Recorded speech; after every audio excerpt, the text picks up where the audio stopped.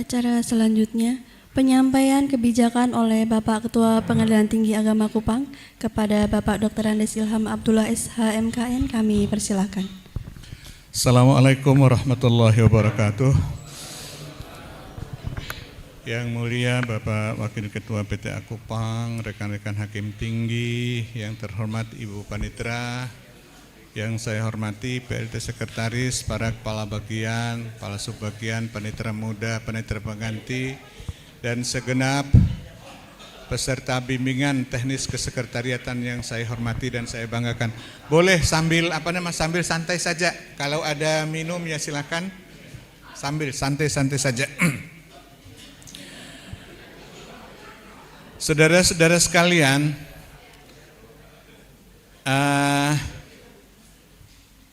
setelah saya sampaikan beberapa kebijakan umum yang akan kita terapkan pada tahun 2024 yang akan datang, sesudah itu barangkali kita bincang-bincanglah ya, kami berempat di depan ini berinteraksi secara langsung dengan peserta-peserta dari PA-PA sewilayah PTA Kupang yang datang mulai dari Atambua sampai di Labuan Bajo.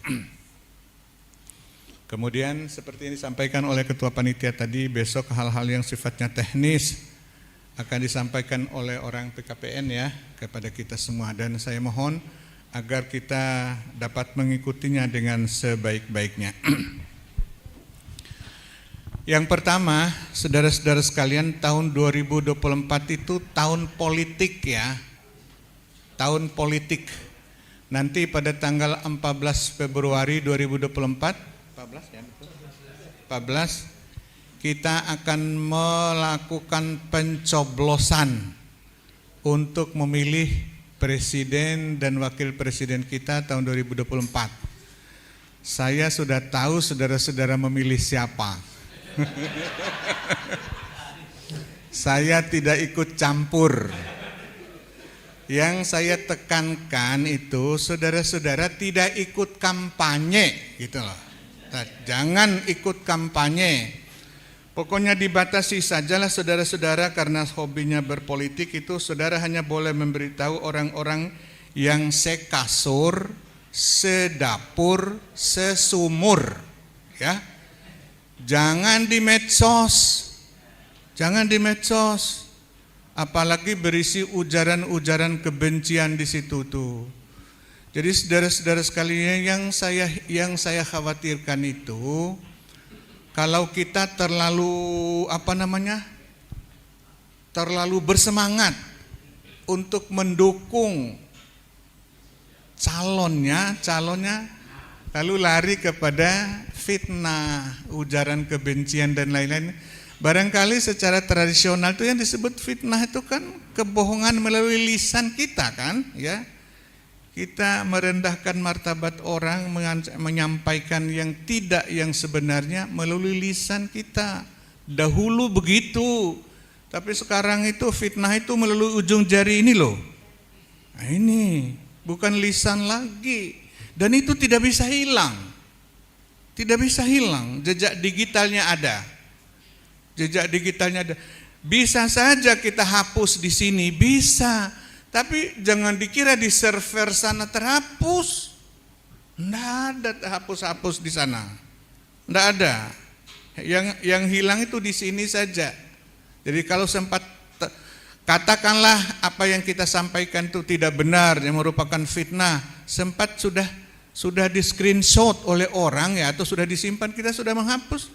Mau bantah gimana? Cara-cara begitu ya. Silakan pilih siapa ya yang menurut kita jangan kampanye lah gitu ya. Nah, ini barangkali yang mulia Pak Haji Nasir ini tahu, sebelum saya berangkat ke sini itu ada satu dari PA Singaraja yang diberhentikan gara-gara ini. Jadi pemberhentiannya bukan usul kepada Mahkamah Agung untuk diberhentikan, enggak. Langsung Kementerian PAN RB itu memotong jalur itu. Pegawai ini namanya ini begini itu diberhentikan. Kalau melalui kita barangkali kan masih mikir-mikir kan, sekretaris MA atau kalau dia hakim ya di atasnya lagi diutuhkan gitu, enggak. Mereka mengambil itu tidak ada kebijakan untuk pilihan, oh nanti hukumannya enggak. Dari Kementerian PAN RB sana, habislah kita seperti itu. Jadi ada pilihan tuh cukup di kita yang ada sekasur. Sekasur itu maksudnya siapa? Ya paham lah ya. Kemudian sedapur ya dalam keluarga yang ada di rumah itu. Kemudian sesumur barangkali sudah tidak ada. Kalau sesumur di Kupang luas sekali. Sumurnya sekarang kan dekat hotel Neo itu. Neo Aston itu ada gedung, ada kecil itu sumur bornya itu. Sumur bor itu mengaliri sampai Kayu Putih. Kalau sumur itu ya satu kecamatan. Habis itu ya cukup begitu gitulah. Itu yang pertama. Kemudian saudara-saudara, pada tahun depan itu akreditasi tetap kita lanjutkan ya. Jadi bukan untuk memperoleh akreditasi dari Kemenpan RB atau dari Badan Pengawasan Mahkamah Agung Republik. Tapi itu memang tuntutan kerja kita ya. Apa yang kita kerjakan kita tulis, dan apa yang kita tulis itu kita kerjakan dalam bentuk dokumen-dokumen untuk pembangunan zona integritas itu. Jadi sebetulnya ya, kalau arah dari Mahkamah Agung sendiri sudah membatasi populasi untuk diajukan WBK WBBM itu, karena kita sudah hampir 30% kan. Tetapi kadang-kadang di lingkungan kita menyuruh masuk semua, diajukan semuanya. Kalau tidak malah ditagih-tagih lagi kan. Kemarin tuh ini PA ini belum, kenapa belum. Oleh sebab itu siap-siap kan, dokumen tetap ada itu. Cuman setiap tahun diperbaharui ya. Dokumen itu diperbaharui dengan dua alasan. Pertama, regulasi yang berubah, kemudian yang kedua adanya mutasi promosi. Jangan sampai saya sudah berada di sini sama Pak Wakil, masih ketua yang lama itu kan tidak update namanya itu ya. Tetap dipersiapkan. Kemudian yang ketiga, kita melanjutkan usulan kenaikan kelas untuk 3 PA yang masih belum berhasil ya. Yaitu ini, ingat ini PA Atambua, PA ND dan PA Labuan Bajo. Kita mempunyai 14 PA ya, 1A1 kelas 2 13. Ini tidak bebas kita untuk rotasi mutasi sekeliling kita. Apalagi kalau harus promosi keluar dari sini berarti meninggalkan tempat di sini kan. Kalau promosinya kalau tidak ada 1B di sini, lalu yang tertinggal di sini nanti tinggal saya sama Pak Usman. Nah ini kan repot tuh. Jadi dengan alasannya masuk akal ya, bahwa kenapa kita mengusulkan Atambua. Pertama dia kan perbatasan negara kan, perbatasan negara dia, perbatasan dengan Timor Leste di situ. Kemudian yang kedua, PN-nya sudah kelas 1B. Pak Diki ya ketua 1B itu. Kemudian yang ketiga kan juga perkaranya relatif lumayan lah, karena penduduk muslim juga banyak itu. Kemudian ND alasannya sama, walaupun bukan perbatasan negara, penduduk muslim hampir mayoritas. Kalau di kota ND-nya, di pulau ND-nya itu kan muslim semua, perkaranya juga banyak ya. Kemudian kenapa di Labuan Bajo diusulkan? Ya karena kota wisata, kota internasional. Peningkatan kelas itu kan mempengaruhi anggaran. Mempengaruhi anggaran. Walaupun mungkin tidak seketika. Sekarang PA Kupang itu PA kelas 1A dengan anggaran 1B itu masih kurang. Tapi masalah anggaran saya kira sampai kiamat saja juga tetap kurang lah, tetap kurang ya. Kemudian yang keempat, mengusahakan pembangunan itu. Tetap kita usahakan pembangunan gedung baru untuk PA Keva Menanu dan PA Waika Bubak ya. Saudara-saudara, tidak ada prioritas untuk rehab ya tahun ini. Karena menurut PLT Sekretaris, PA kita selain yang 2 ini sudah standar semua. Sudah prototipe. Ya. Jadi kalau kita usulkan untuk rehab barangkali itu, jadi kita fokus ini. Coba kan sudah lihat kan PA Waika Bubak, PA sama PA Keva Menanu itu kok mirip-mirip gedung KUA saja itu. Padahal di sampingnya PA Keva Menanu itu kan kantor bupati itu, kantor bupati. Jadi mana yang dari dari Keva? Mana angkat tangan? Ya, ini ya.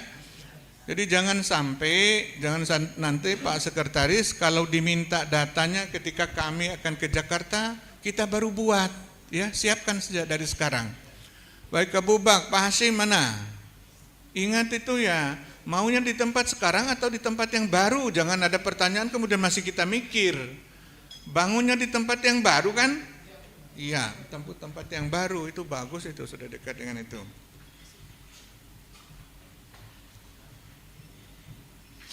Kemudian sekarang sesuai himbauan dari Wakil Ketua Mahkamah Agung bidang yudisial ya, bahwa kita sekarang menyederhanakan aplikasi untuk semua satker. Jadi aplikasi yang fungsinya sama disatukan. Jangan lagi nama aplikasinya beda-beda padahal fungsinya sama. Akhir tahun ini bisa enggak ya, sudah kumpul di PTA lalu mengusulkan 1 atau 2 aplikasi untuk menjadi aplikasi dalam wilayah kita.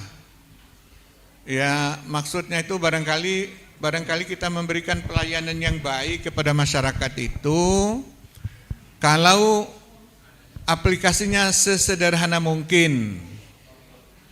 Ada beberapa aplikasi kan yang di wilayah kita ini yang merupakan ya rintisan lah dari PAPAC wilayah. Yang fungsinya sama ya disatukan, diberi nama sama, kemudian begitu seterusnya.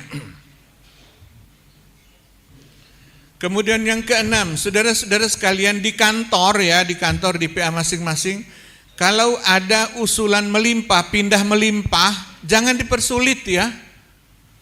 Kalau ada orang yang mau dari instansi lain masuk ke PA itu, saudara-saudara tidak perlu kita selidiki dulu latar belakang orangnya, malas atau apa, untuk apa saudara-saudara sampai situ. Kalau ada yang mau terima saja, usul langsung ke PTA, begitu ya. Kalau masalah saudara-saudara mau nyelidik orang ini siapa, ya gampang saja kan. Kalau mau hasilnya baik, tanya temannya. Kalau mau hasilnya negatif, tanya musuhnya. Sudah rumus itu sudah. Tidak usah. Baiknya seseorang kalau diceritakan oleh temannya. Kalau jeleknya pasti musuhnya itu ya. Ingat itu ya. Dengan dipermudahnya pindah melimpah ini ke kita, sekaligus mempersulit dari kita keluar NTT. Jangan baper jakatnya setiap PA itu kok. Saya membaca itu baper jakat PA itu maunya keluar NTT sana. Terus yang sini siapa? Maunya. Lah iya. Lah tinggal berapa sekarang itu bagaimana sulitnya mengisi jabatan loh. Bukan memang begitu yang namanya manusia ya. Pasti tidak ada puasnya itu, barangkali sudah sejak dari diciptakan begitu. Saya melihat kemarin ujian CPNS itu loh. Lebih 1.000 orang untuk memperebutkan berapa posisi sih? Berapa posisi itu? Tidak sampai oleh 1.200 orang. Coba ditanya dia pada waktu ujian itu, yang penting saya jadi PNS. Saya ditugaskan di Jayapura enggak apa-apa, ditugaskan di Ternate enggak apa-apa, pasti gitu jawabannya. Besok kalau sudah lulus lain lagi bahasanya itu. Lain lagi. Lain orang itu, pasti lain. Kemudian coba, ini ada jabatan yang kosong ini diminta. Jadi saudara-saudara, gimana lah ya, sulit loh jadi pegawai negeri itu. Kalau sudah di NTT itu kita berkarya dulu lah di NTT, nanti kan pindah juga. Tapi kalau misalnya yang penting jadi, begitu juga Ibu Panitera, enggak lama-lama kok palingnya. Bangun dulu di sini nih. Kalau saya sih enggak mikir untuk apa. Bagus di sini itu ya. Jadi jangan baper jakat di sana itu memindahkan keluar NTT. Nanti sudah enggak ada. Nanti yang tertinggal di sini saya, Pak Usman, Mbak Tanti, Fatimah Wadon. Kemudian siapa yang terakhir itu? Ibu Aisyah. Selesai sudah, yang lain-lain keluar. Ya enggak begitu, andaikan pun boleh ya saya yang jadi dianggap apa ya. Jadi yang mau masuk dipermudah ya, yang mau perlu lihat-lihat dulu lah nanti. Kalau saudara butuh alasan itu jangan yang masuk akal. Karena orang tuanya sudah tua. Mama ada orang tua yang masih muda, ya tua semua lah. Orang tuanya sakit-sakitan lah, macam-macam lah. Ya itu bukan alasan. Mau dekat, mau berbakti kepada. Memang kalau di Kupang tidak bisa berbakti kepada orang tua.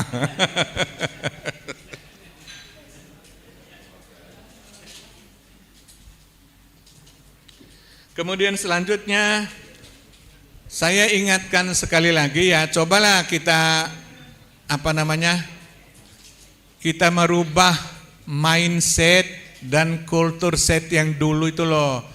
Kepada teman-teman di daerah, kami akan turun itu tidak perlulah berlebih-lebihan ya, tidak perlu sampai kan saya mendengar itu sampai harus urunan kalau untuk pergi ke warung itu. Nggak usahlah begitu, saudara cukup menjemput kami di bandara, ke hotel itu. Masalah makan itu kan sudah bisa makan di hotel pagi hari, siang itu kalau mau makan itu, apa nggak bisa ya saudara masak-masak di kantor itu hanya untuk beberapa orang itu kalau begitu. Atau nasi kotak segala macam, nah itu.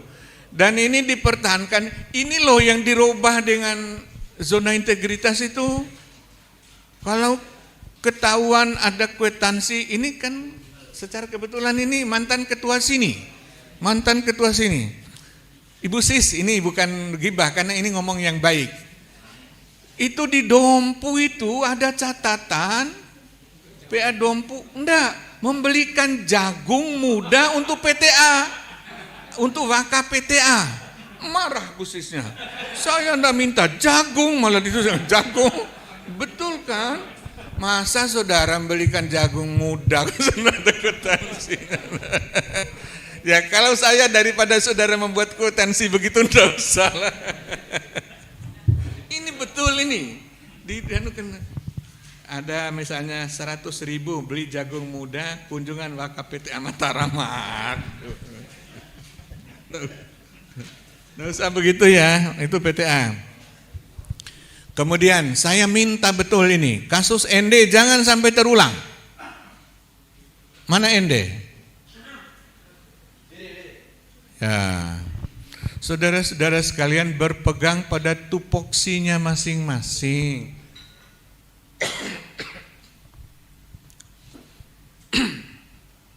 Apa sih ruginya kerjasama itu? Kita dapat apa sih kalau mau uang-uang begitu di kantor ini? Tidak seberapa dengan itu. Dengan risiko yang kita terima ya, itu antara sekretaris dan panitera saya tidak ingin lagi dengar ya saudara-saudara sekalian. Kemudian jangan sampai terjadi sudah oleh paniteranya, sudah diusulkan, sudah dibuatkan, untuk sidang keliling, kemudian tidak jadi dilaksanakan karena tidak kurang sinkron antara panitera sama sekretaris. Kenapa sih begitu-begitu? Oke ya saudara-saudara sekalian, jangan ya. Kemudian masalah disiplin. Tolong disiplin ini.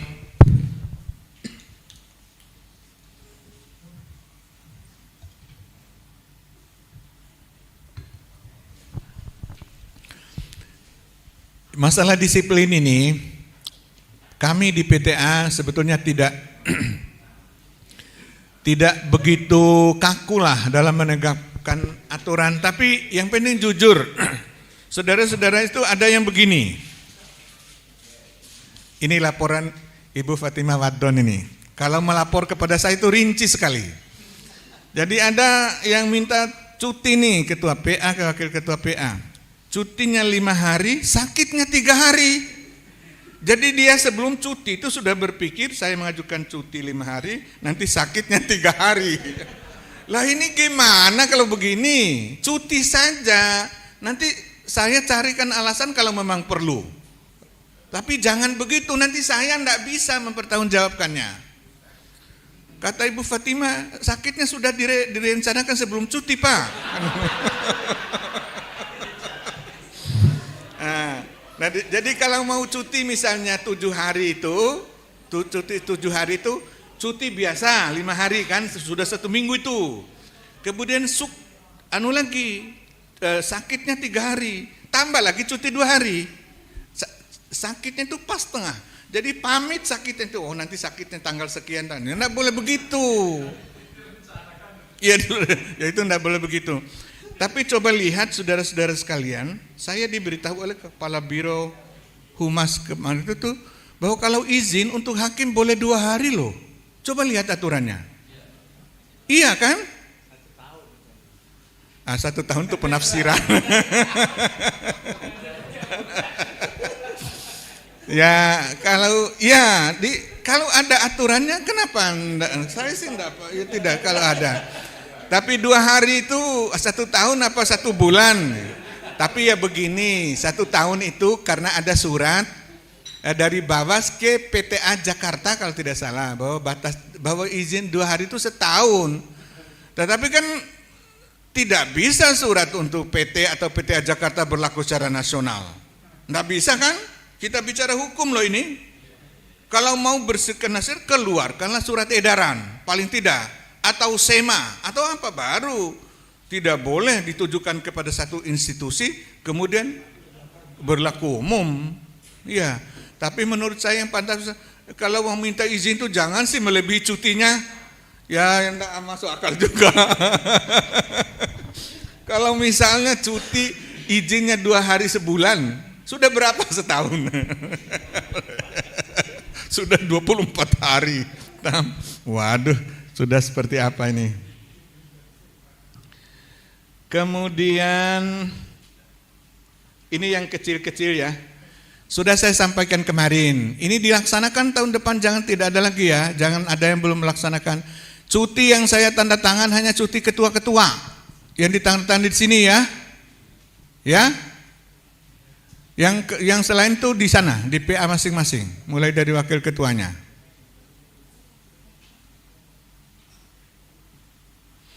Kemudian yang kecil, mulai tahun 2000, saudara-saudara, untuk kop surat itu masih ada yang meloncat-loncat ini Pak Yuli. Menurut aturan yang baru, kalau surat PA itu, di kopnya itu kan Mahkamah Agung Republik Indonesia, Direktorat Jenderal Badan Peradilan Agama, Pengadilan Tinggi Agama Kupang, baru PA-nya. Sekarang ada yang 3 baris, tanpa menyebut PTA Kupang, langsung PA-nya. Itu tidak memutus aturan yang begitu ya. Ingat ya, tahun 2024 tidak boleh lagi yang kesalahan-kesalahan kecil. Ini kan hal-hal yang tidak perlu, artinya bisa kita apa kopnya sudah terlalu banyak dibuat sehingga yang, tapi jangan alasan pertimbangan begitulah. Itulah dari saya, nanti Pak Waka juga akan menyampaikan beberapa hal, Bu Panitera, Pak Sekretaris kalau ada. Sebelum barangkali tanya jawab, silahkan lanjut ya, minum-minumnya ya, saudara-saudara sekalian. Begitu dari saya, mohon Pak Waka lanjutkan. Assalamualaikum warahmatullahi wabarakatuh. Bismillahirrahmanirrahim. Assalamualaikum warahmatullahi wabarakatuh. Bismillahirrahmanirrahim. Alhamdulillahirabbil alamin. Wassalatu wassalamu ala asrafil anbiya'i wal mursalin Sayyidina Muhammadin wa ala alihi wa ashabihi ajmain, amma ba'du. Yang sama-sama kita muliakan Bapak Ketua PTA Kupang, Bapak Hakim Tinggi yang saya hormati,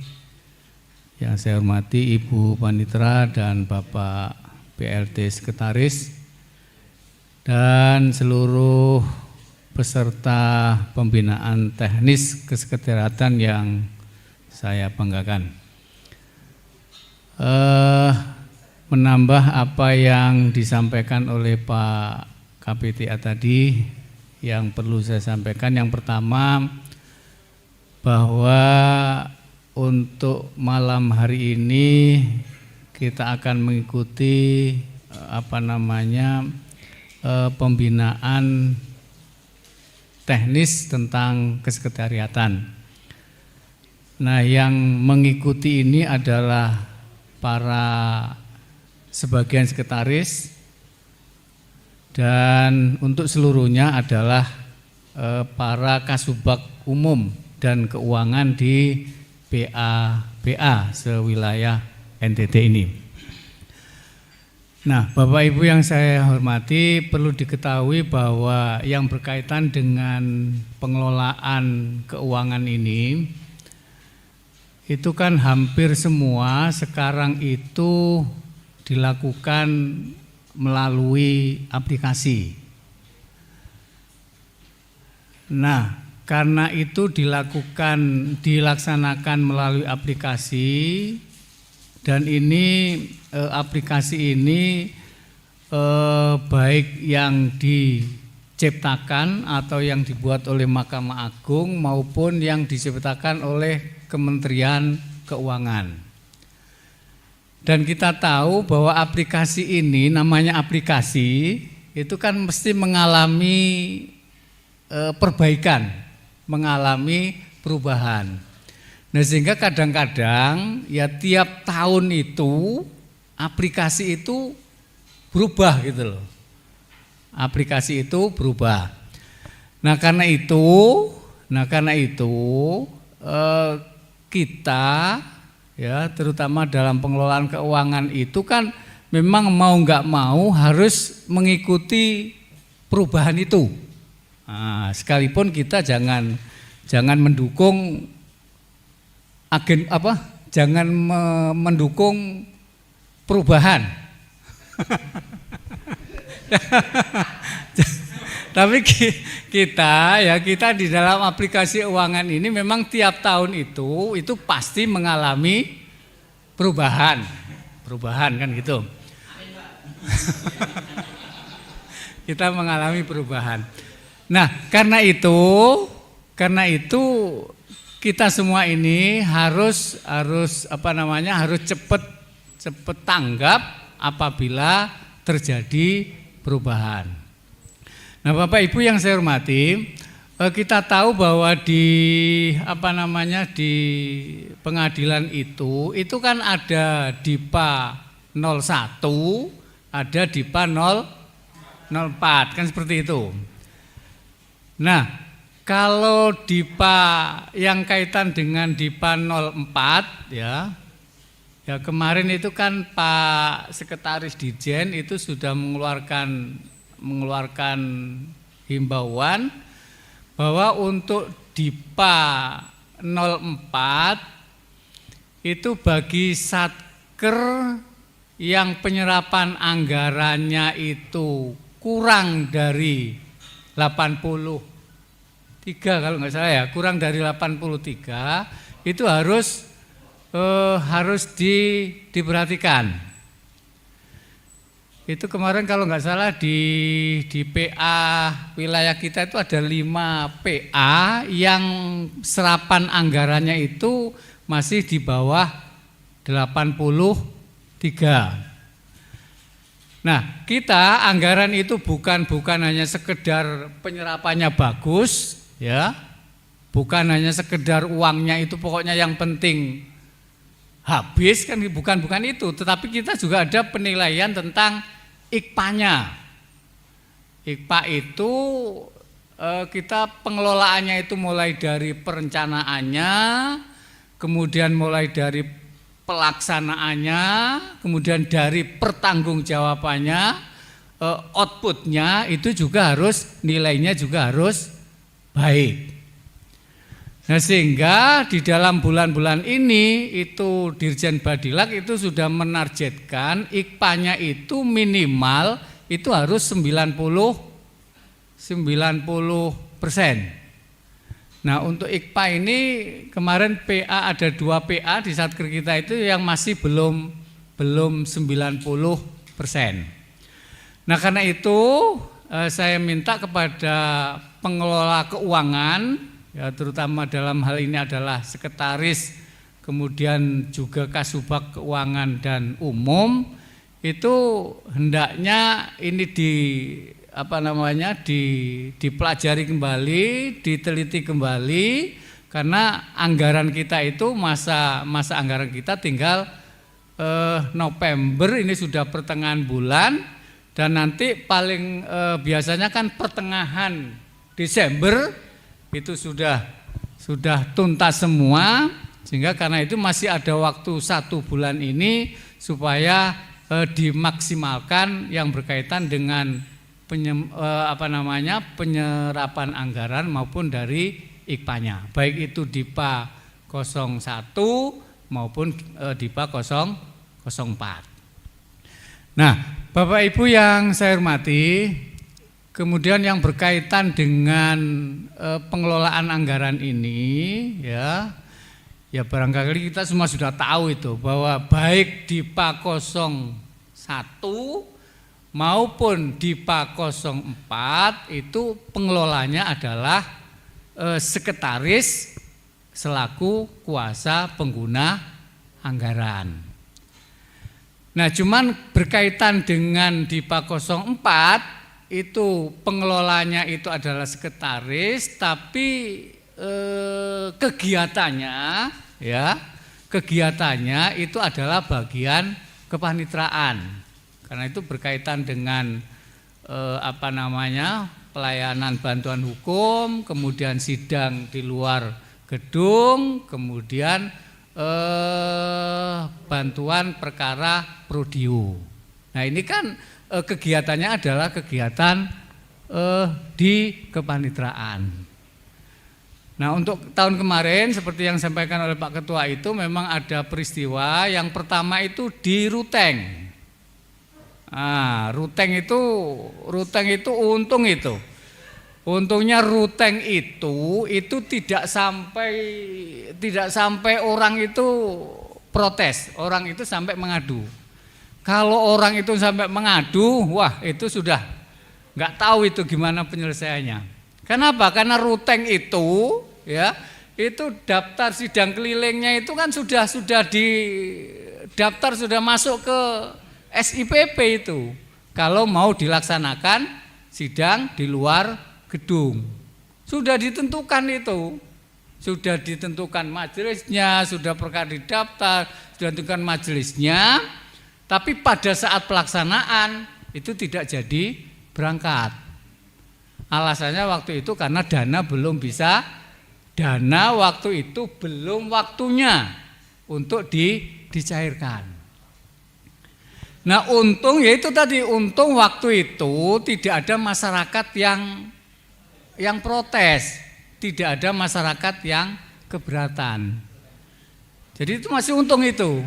Tapi waktu itu kalau misalnya kok masyarakat itu ada satu aja yang lapor, itu sudah, itu nggak tahu itu bagaimana nasibnya Ruteng. Nah, sehingga waktu itu kita langsung turun ke sana dan kita sudah memberikan pembinaan dan pengawasan. Ya, kita tekankan jangan sampai untuk kedepannya itu terjadi seperti itu. Intinya memang tidak ada koordinasi antara kesekretariatan dan kepanitraan. Kalau antara sekretaris dan panitra itu menonjolkan egonya sendiri-sendiri, saya kira itu nanti pasti terjadi benturan. Ya. Tetapi kalau antara panitra sekretaris itu bisa berjalan bersama, ya, bahwa ini adalah tugas kita bersama, maka insya Allah tidak akan terjadi benturan atau pertentangan. Ya, kalau sekretaris mentang-mentang, oh ini uang saya yang mengelola, harus begini. Nah, kemudian panitranya ini kegiatan saya, kegiatannya tuh harus seperti ini. Kalau masing-masing seperti itu, saya yakin itu pasti terjadi pertentangan dan kegiatan itu tidak bisa berjalan dengan baik. Nah, karena itu sekali lagi seperti yang disampaikan oleh Pak Ketua tadi, untuk tahun 2024 nanti jangan sampai ada lagi peristiwa yang seperti itu. Artinya bahwa sekretaris adalah supporting unit, ya. Kemudian core basisnya adalah pada panitera.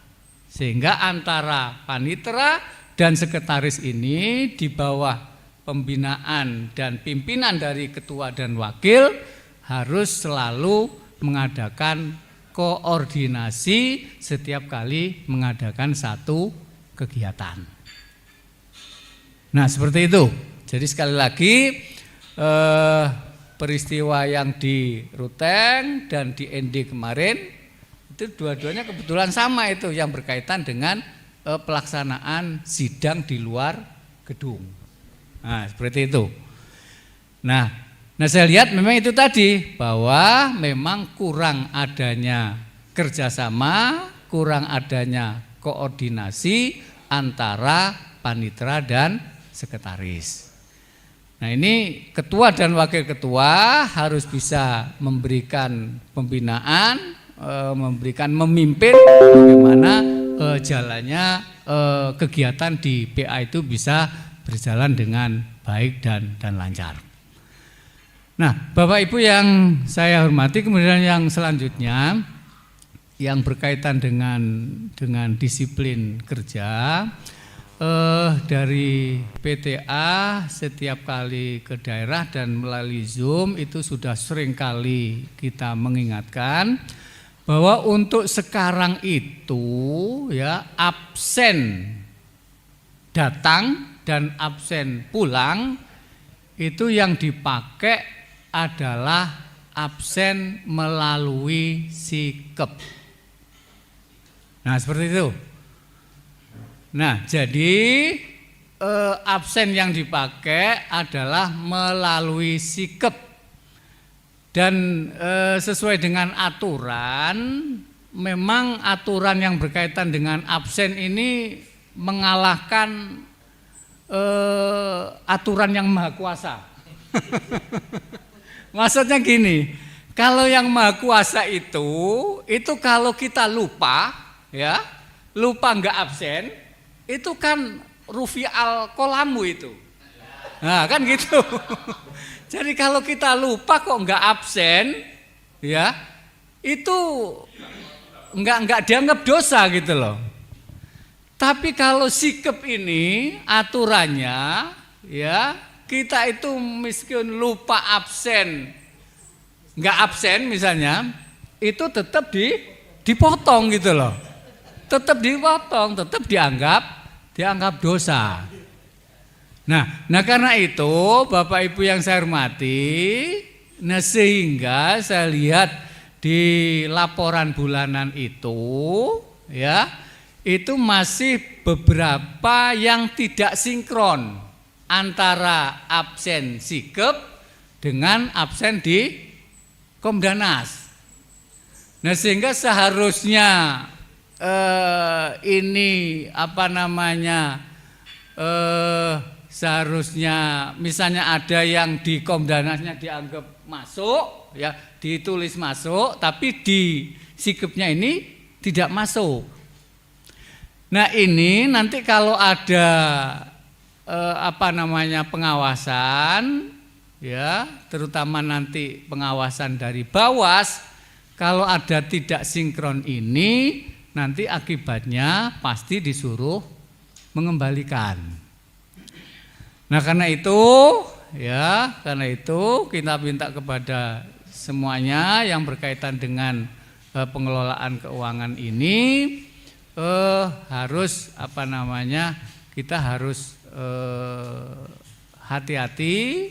Ya makanya kalau di PTA ini setiap kali kita masuk jam kerja itu dibunyikan peringatan supaya absen. Termasuk juga nanti kalau jam pulang itu diperingatkan biar jangan lupa untuk mengisi absen pulang. Nah, sehingga itu untuk meminimalisir supaya kita itu tidak lupa untuk absen datang dan absen pulang. Ya karena itu tadi, karena aturannya kita lupa absen pun itu masih tetap dipotong gitu loh, dipotong. Nah, Bapak Ibu yang saya hormati, karena itu sekali lagi nanti yang berkaitan dengan keuangan ini, termasuk kemarin yang berkaitan dengan pertanggungjawaban keuangan, itu tolong dilakukan sesuai dengan ketentuan. Dan ya terus terang memang kita juga pengalaman yang namanya ngelola keuangan itu juga tidak mudah. Tidak mudahnya itu karena apa? Karena satu sisi kita kan sudah diberi satu aturan, satu garis tentang pengelolaan keuangan ini, baik itu DIPA 04 maupun DIPA 001. Nah, cuman dalam pelaksanaan kegiatan itu kan ada satu kegiatan, ada satu pengeluaran kan gitu ya. Ada satu kegiatan, satu pengeluaran. Kalau kita tulis dengan jujur itu salah gitu loh. Seperti itu tadi, seperti ngasih oleh-oleh itu kan. Ngasih oleh-oleh jagung itu ya, terus terang kita kalau orang turun ke daerah ya, kalau nggak mau ngasih oleh-oleh kok nggak enak kan gitu ya. Atau mungkin ya terus terang selama ini kalau kita ke daerah ya kan mesti dikasih makan, kasih macem-macem.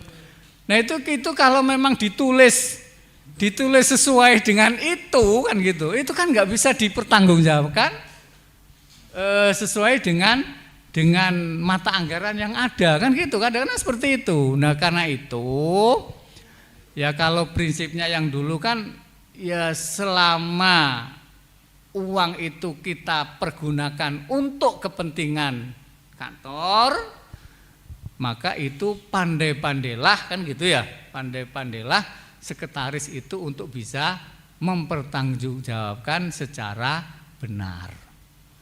Yang penting jangan sampai uang itu untuk kepentingan pribadi. Tapi selama itu untuk kepentingan kantor, selama itu untuk kepentingan dinas, maka kita harus berusaha semaksimal mungkin bagaimana caranya uang itu bisa dipertanggungjawabkan secara benar sesuai dengan aturan yang ada.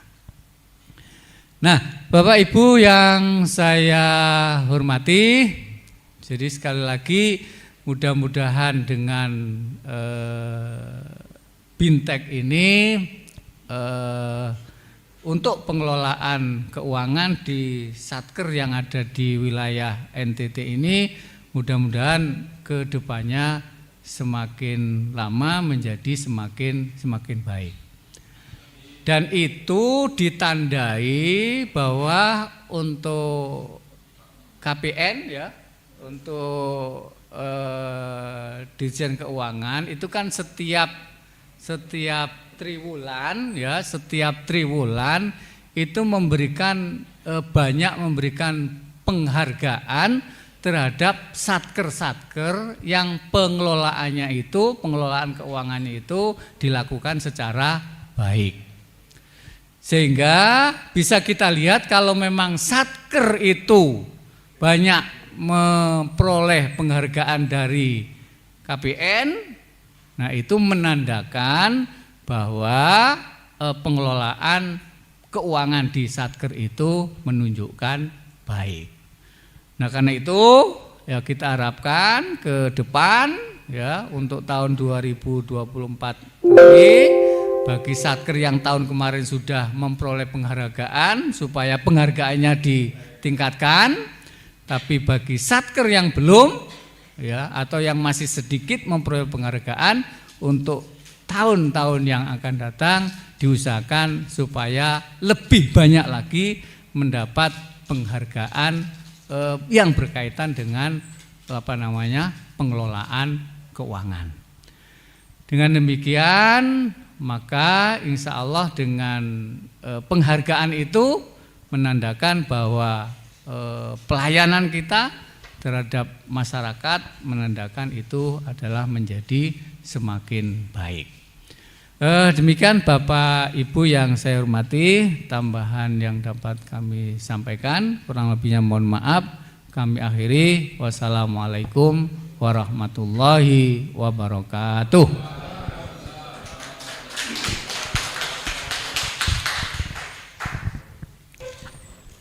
Bismillahirrahmanirrahim. Assalamualaikum warahmatullahi wabarakatuh.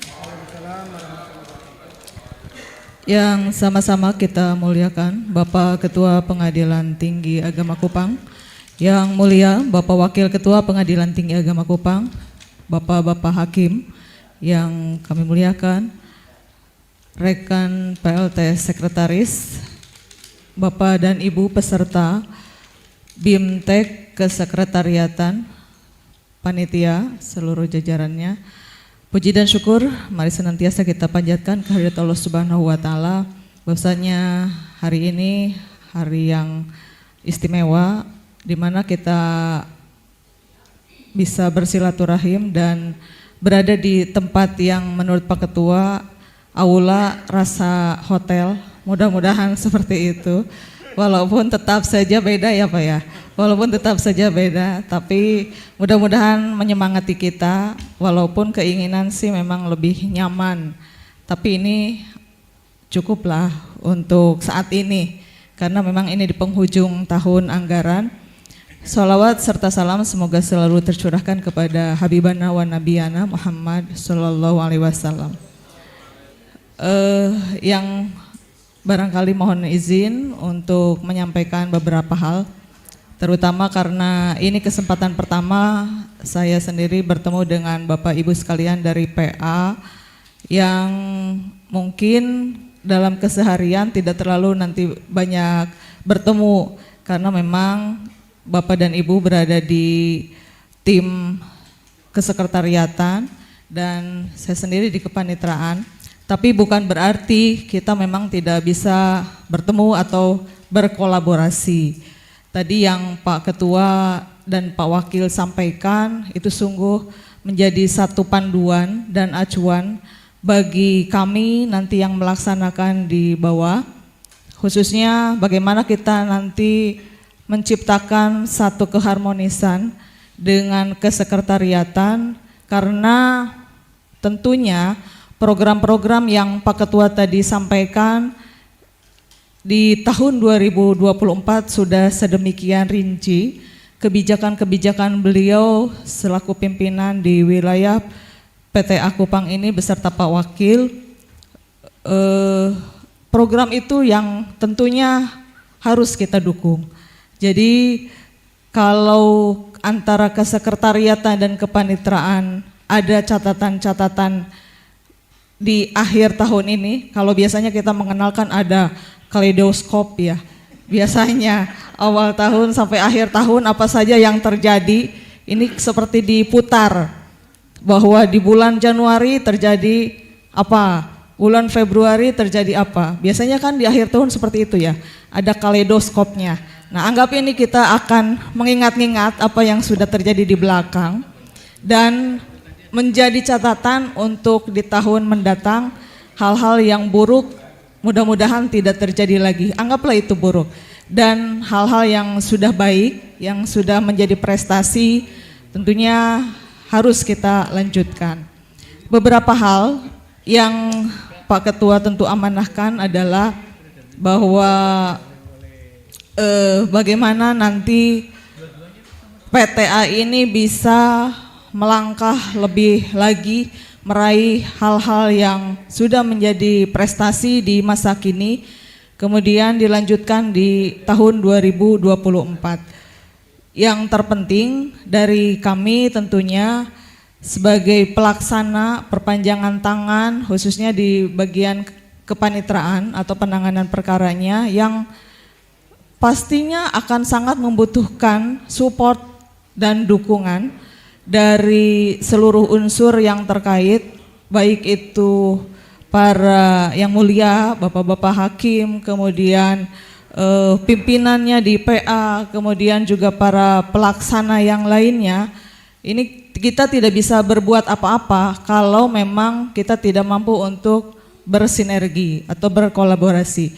Salah satu contohnya adalah walaupun memang betul pengelolaan, tanggung jawab dalam pengelolaan keuangan itu ada di kuasa pengguna anggaran yang notabene adalah seorang sekretaris. Tapi ada hal-hal yang terkait dengan kepanitraan. Contohnya di DIPA 04. Bagaimana itu bisa menjadi satu potensi untuk terjadi benturan kepentingan yang bisa mencuat dan bisa besar akibatnya atau dampaknya. Di beberapa tempat barangkali juga ada kejadian-kejadian yang kurang elok terjadi dalam hal pengelolaan anggaran, padahal tujuannya sama. Tapi bagaimana karena kita tidak bisa berkomunikasi dengan baik, bahkan mungkin yang muncul adalah ego sentralnya dari kedua kubu, taruhlah seperti itu, akhirnya tujuan tidak tercapai, yang ada malah menjadi huru-hara, problem bagi Satkar itu sendiri. Akhirnya salah satu contohnya adalah serapan anggaran tidak bisa tercapai tepat pada waktunya. Dari kepanitraan yang memang melaksanakan kegiatannya, contohnya Posbakum atau Posyankum. Kalau Posyankum mungkin selama ini dalam hal penyerapan anggaran tidak menimbulkan banyak masalah. Tapi kalau yang lain, misalnya tadi pelaksanaan sidang di luar gedung, atau pelaksanaan prodeo, kalau memang tidak dikomunikasikan, tidak dikoordinasikan, dan jalan sendiri-sendiri, ini tentunya juga akan menimbulkan masalah. Bisa jadi kejadian yang terjadi di beberapa waktu yang lalu itu, bagaimana yang sudah terencana bahkan sudah terinput perkara itu masuk ke dalam SIPP, dan itu dalam pantauan Mahkamah Agung, ternyata tidak bisa dipertanggungjawabkan. Nah, ini tentunya akan menjadi presiden yang buruk kepada Satkar itu sendiri.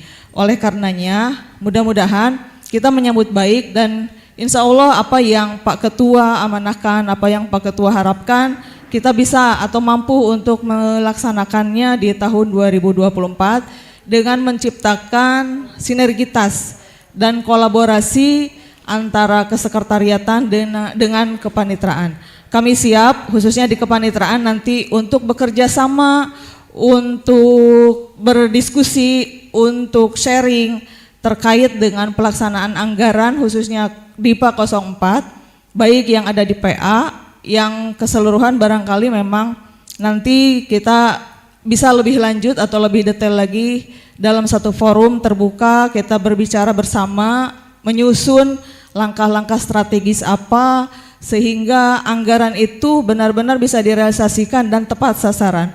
Tidak hanya kita mampu menghabiskan anggarannya, tapi juga kita harus akuntabel, harus mampu mempertanggungjawabkannya.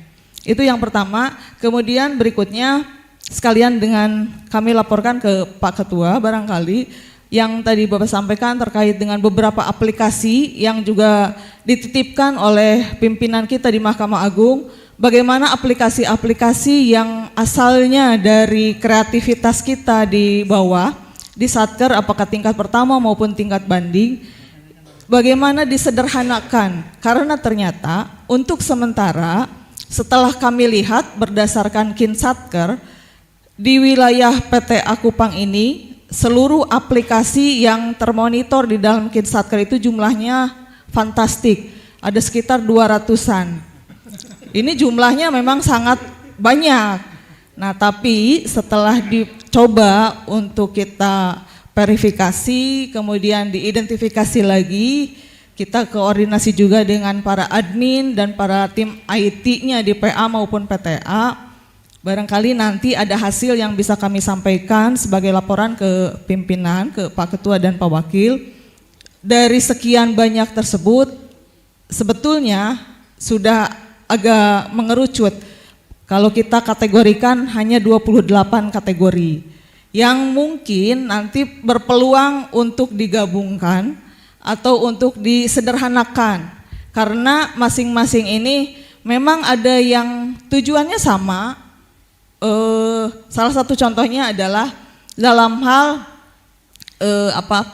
mengantarkan atau menyampaikan produk pengadilan kepada para pihak. Di PAA namanya beda, di PAB namanya beda, padahal sama, cara kerjanya sama, kemudian juga SOP-nya mungkin sama. Nah, apakah seperti ini nanti itu yang menjadi bahan kita sederhanakan atau diintegrasikan antara satu dengan lainnya. Mudah-mudahan nanti PTA bisa menyimpulkan atau memberikan satu kendali bagaimana PA-PA itu bisa memiliki satu saja atau beberapa saja, tidak sebanyak itu, supaya juga memang inovasi ini memberikan manfaat yang nyata, bukan hanya sekedar kita melahirkan kreativitas atau inovasi, tapi ternyata tidak bisa digunakan. Semakin banyak inovasi mestinya semakin mempermudah pekerjaan kita, jangan menjadi beban. Aplikasi ini belum digunakan, kemudian muncul lagi aplikasi yang lain. Jadi merupakan hal yang nanti bisa menyederhanakan inovasi itu, mungkin nanti akan lebih memberikan manfaat kepada kita dan mempermudah juga dalam menyelenggarakan tugas-tugas yang memang sudah kita lakukan selama ini.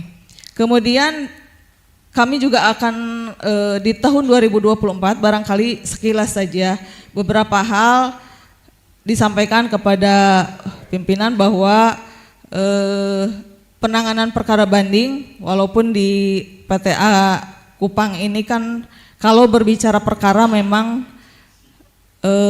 tidak terlalu banyak lah. Sampai hari ini perkara banding diterima sudah 80, tapi nolnya tidak ada. Jadi per hari ini sudah 8 perkara yang ditangani oleh PTA. Nah, ini bisa menjadi kelebihan juga bagi kita, bagaimana kita akan mendorong hal-hal lain yang di luar core bisnis itu supaya lebih cepat, lebih maju dibandingkan dengan PTA-PTA yang disibukkan dengan mengurusi perkara. Mudah-mudahan hal seperti itu, di samping juga tuntutan dan harapan dari pimpinan, kita mampu untuk melakukan hal-hal lain, peningkatan penilaian di triwulan. Misalnya kita bisa support, kita bisa lebih maju. Hari ini sudah dikeluarkan atau kemarin sudah diterbitkan oleh Badilag bagaimana posisi-posisinya PA sewilayah NTT ini di penilaian kinerja triwulan. Kita masih di level-level yang agak jauh dari harapan. Misalnya PA Kupang, triwulan kinerjanya penilaiannya di angka 41, memang sesuai kelas. Kemudian yang lainnya ada di urutan 100 sekian. Nah, ini harapannya karena kita memang fokus ke perkara itu tidak terlalu fokus gitu ya, tidak terlalu banyak energi yang dituntut di situ. Mudah-mudahan hal seperti ini bisa kita perbaiki dan kita tingkatkan. Itu saja barangkali apa yang bisa saya sampaikan, karena nanti berikutnya barangkali di awal tahun kita ada rapat kerja yang akan membicarakan atau membahas beberapa hal kebijakan bagaimana kita mewujudkannya, diprogramkan menjadi program 1 tahun dan lain seterusnya. Untuk saat ini kami cukupkan. Terima kasih atas perhatian, mohon maaf atas segala kekurangan. Wassalamualaikum warahmatullahi wabarakatuh. Waalaikumsalam warahmatullahi wabarakatuh. Bapak Ibu sekalian.